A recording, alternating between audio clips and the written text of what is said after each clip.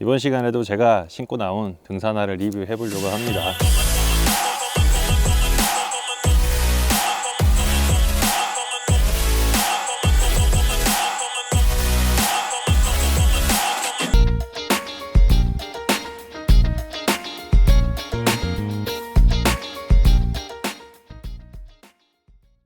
자연을 사랑하는 시청자 여러분, 안녕하세요. 채널 캠핑 비영길다랍니다. 등산화는 이런 텐트에 비해서 뭔가 소재에 대한 설명거리가 많이 부족하긴 한데 상품 페이지에 나와 있는 소재보다는 아무래도 실사용 경험이 더 궁금하시겠죠. 그래서 실사용 경험 위주로 리뷰를 해보겠습니다.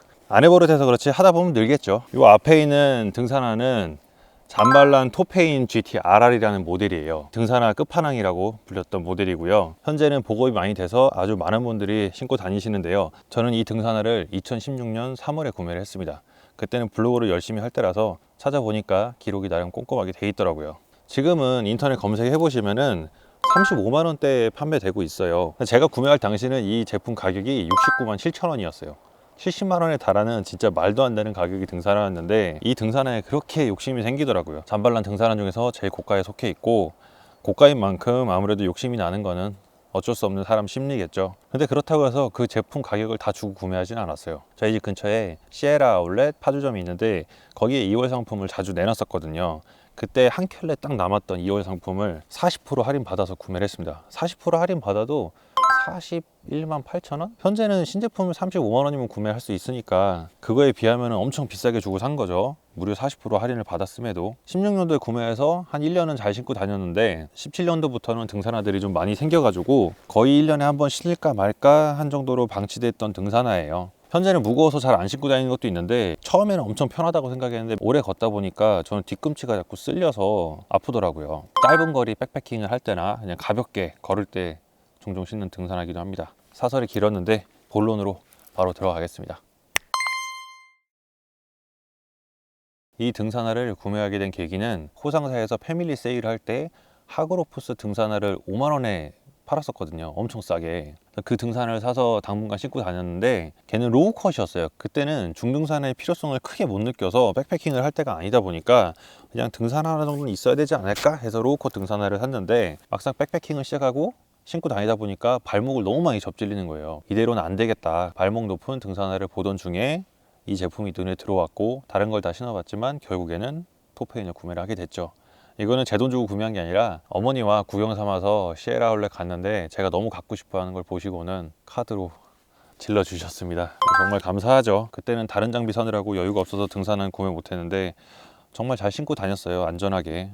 저희 어머니도 한때 산을 좋아하셔서 산행을 많이 하시다 보니까 그런 제 마음을 아셨나 봐요. 또 하나 이 토페인을 선택하게 된 계기는 박음질이 바깥으로 나와 있잖아요. 놀배제 웰티드 공법이라고 해가지고 밑창가리를 수월하게 하기 위해서 만든 방식이라고 하는데 군대 다녀오신 분들은 아시죠? 전투화가 이렇게 생긴 거. 저는 그때 당시에 이렇게 생긴 등산화가 희한하게 더 이뻐 보이더라고요. 엄청 열심히 신을 생각에 밑창가리가 좀 깔끔하고 수월한 제품을 찾다 보니까 유난히 이런 방식에 끌렸어요.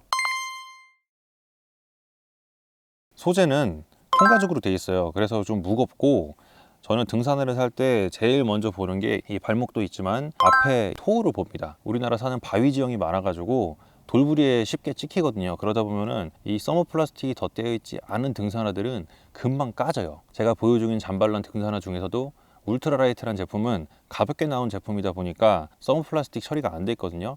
근데 진짜 좀 많이 신긴 했지만 앞에가 다 까져가지고 이게 엄청 보기 싫더라고요. 저는 앞에 토우에 서머 플라스틱이 덧대져 있는 등산화를 꼭 선택을 합니다. 고어텍스가 적용이 돼 있어요. 그래가지고 내부를 보면은 고어텍스 등산화라고 해도 바닥 부분까지 고어텍스가 처리된 등산화는 많이 없거든요. 아무래도 고급 제품이다 보니까 이 바닥면까지 아낌없이 고어텍스를 싹 둘러쌌습니다.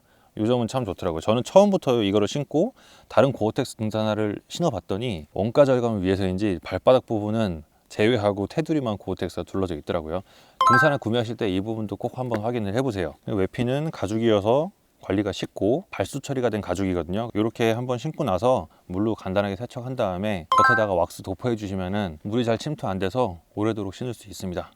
좀 특이한 점은 미드솔 보면은 가운데 라인이 파져 있어요. 의도가 맞는 건지 모르겠는데 제가 신고 다녀보니까 좀 하죽을 많이 받을 때 미드솔 부분이 눌리면서 나름 완충작용을 해주더라고요. 그리고 아웃솔은 여러분이 알고 계시듯 유명한 비브람창이 적용되어 있고요. 비브람창 미끄럽다고 많이 말씀하시는데 비브람창이 종류가 엄청 많습니다. 제가 먼저 리뷰했던 바스큐 브리지 LT 같은 경우는 비브람창 중에서도 메가그립이 적용됐죠. 우리나라는 바위정이 많다 보니까 바위정에 맞는 밑창을 선택한 것 같아요. 엄청 그립감이 좋더라고요. 얘도 비브람이지만 얘는 바위에서 그립감이 그렇게 뛰어난 편은 아닙니다. 제가 신고 다녀 보니까 오래 걸을 때 있잖아요. 그냥 완만한 길을 오래 걸을 때, 그럴 때 좋은 등산화라고 생각을 해요. 이 비브람창은 비브람이랑 잠발란이랑 콜라보를 해가지고 전용으로 제작된 아웃솔이라고 합니다. 최근에 이 등산화를 자주 안 신게 된 이유는 아무래도 무게 같아요. 무게가 얘는 지금 270 사이즈인데 265 사이즈 기준으로 한 짝에 870g이거든요.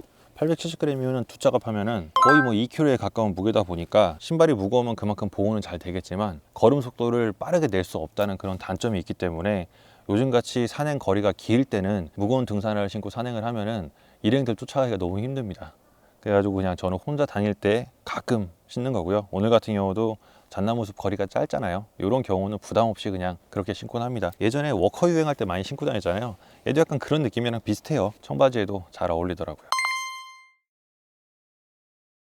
사이즈는 신고 계신 등산화랑 같은 걸로 선택하시면 됩니다. 저도 평균적으로 270 사이즈를 신고 있는데요. 토페인 같은 경우도 유럽 사이즈로는 43, 한국 사이즈로는 270mm를 선택을 했습니다. 컬러는 제가 구매할 당시에 이 브라운 컬러 하나만 있었던 걸로 기억이 되는데요. 지금은 총 3종이 더 추가돼서 브라운, 다크 브라운, 카멜, 카모 이렇게 총 4가지로 판매되고 있습니다. 요즘 하이커들이 선호하는 가벼운 등산은 아니지만 오래전부터 산행을 하셨던 분이라면 토페인 욕심 한 번쯤은 내셨을 거라고 봅니다. 예전에는 가격대가 너무 높아서 엄두를 내지 못했다면 35만 원대면 나름 합리적인 가격이라고 생각을 하고요. 토페인을 고려하고 계셨던 분이라면 구매하시는데 도움이 되셨으면 좋겠습니다. 이번 영상도 마지막까지 시청해 주셔서 감사드리고요. 다음 영상에서 또 뵐 수 있도록 하겠습니다. 언제나 그렇듯 흔적을 남기지 마세요.